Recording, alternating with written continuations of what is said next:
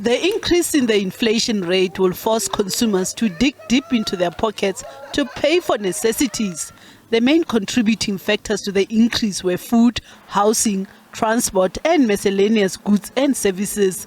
Food and non-alcoholic beverages increased by 13.6% year-on-year, and transport increased by 9.9%, contributing 1.4 percentage points.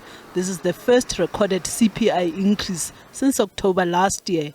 The higher than expected food price inflation was a major driver. So food price inflation at 14% is the highest in 14 years. And, there we've seen quite a bit of pressure coming through on all this, almost all the categories. 8 of the 9 categories are now on an annual basis in double digits.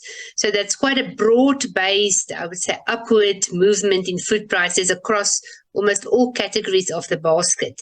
CPI exceeded market expectations of 6.8%, and economists say this is likely to lead yet to another interest rate hike when the Reserve Bank's Monetary Policy Committee decides on interest rates next week.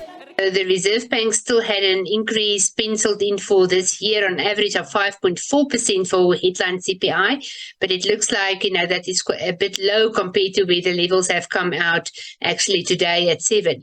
So I think the bank will probably up their CPI forecast somewhat, and I think they will probably hike rates by a final 25 basis points at its meeting next week. And I think that level should be the exit level, i.e. the level where rates can remain unchanged. Eskom's tariff increase of almost 19%, which will be implemented in April and July respectively, is expected to put further upward pressure on the inflation rate. Kruger expects CPI to moderate during the course of this year and average 5.8% by the end of the year. Naledi Matlapeng, SABC News, Johannesburg.